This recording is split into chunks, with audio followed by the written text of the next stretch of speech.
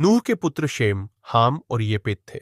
उनके पुत्र जल प्रलय के पश्चात उत्पन्न हुए। उनकी वंशावली यह है। येपेत के पुत्र गोमेर, मागोग, मादै, यावान, तूबल, मेशेक और तीरास हुए। और गोमेर के पुत्र अश्कनज, रीपत और तोगरमा हुए। और यावान के वंश में इलिशा और तरशीश और कित्ती और दोदानी लोग हुए। इनके वंश अन्य जातियों के द्वीपों के देशों में ऐसे बढ़ गए कि वे भिन्न भिन्न भाषाओं, कुलों और जातियों के अनुसार अलग अलग हो गए। हाम के पुत्र कूश, मिस्र, पूत और कनान हुए। और कूश के पुत्र सबा, हवीला, सप्ताह, रामाह और सप्तका हुए। और रामाह के पुत्र शेबा और ददान हुए। कूश के वंश में निम्रोद भी हुआ। पृथ्वी पर पहला वीर वही हुआ है। वही यहोवा की दृष्टि में पराक्रमी शिकार खेलने वाला ठहरा।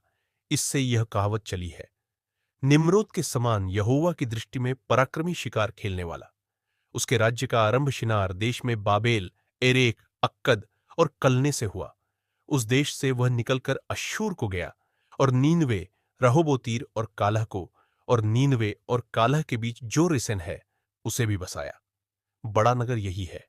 मिस्र के वंश में लूदी, अनामी, लहाबी, नप्तूही और पत्रूसी, कसलूही और कप्तोरी लोग हुए। कसलूहियों में से तो पलिश्ती लोग निकले।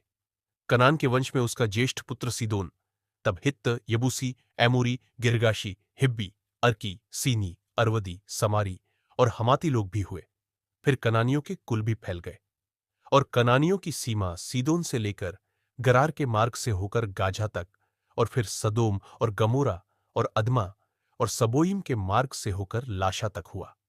हाम के वंश में यही हुए। और ये भिन्न भिन्न कुलों, भाषाओं, देशों और जातियों के अनुसार अलग अलग हो गए। शेम, जो सब एबेर वंशियों का मूल पुरुष हुआ और जो येपेत का ज्येष्ठ भाई था, उसके भी पुत्र उत्पन्न हुए। शेम के पुत्र एलाम, अश्शूर, अर्पक्षद, लूद और अराम हुए। अराम के पुत्र ऊस, हूल, गेतेर और मश हुए। और अर्पक्षद ने शेलह को, और शेलह ने एबेर को जन्म दिया। और एबेर के दो पुत्र उत्पन्न हुए। एक का नाम पेलेग इस कारण रखा गया कि उसके दिनों में पृथ्वी बढ़ गई। और उसके भाई का नाम योक्तान था। और योक्तान ने अलमोदाद, शेलेप, हसरमावेत, येरह, हदोराम, उजाल, दिक्ला, ओबाल, अबीमाइल, शेबा, ओपीर, हवीला और योबाब को जन्म दिया। यही सब योक्तान के पुत्र हुए।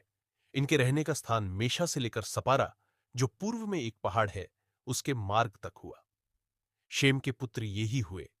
और ये भिन्न भिन्न कुलों, भाषाओं, देशों और जातियों के अनुसार अलग अलग हो गए। नूह के पुत्रों के घराने यही है, और उनकी जातियों के अनुसार उनकी वंशावलियां यही है। और जल प्रलय के पश्चात पृथ्वी भर की जातियां इन्हीं में से होकर बढ़ गई।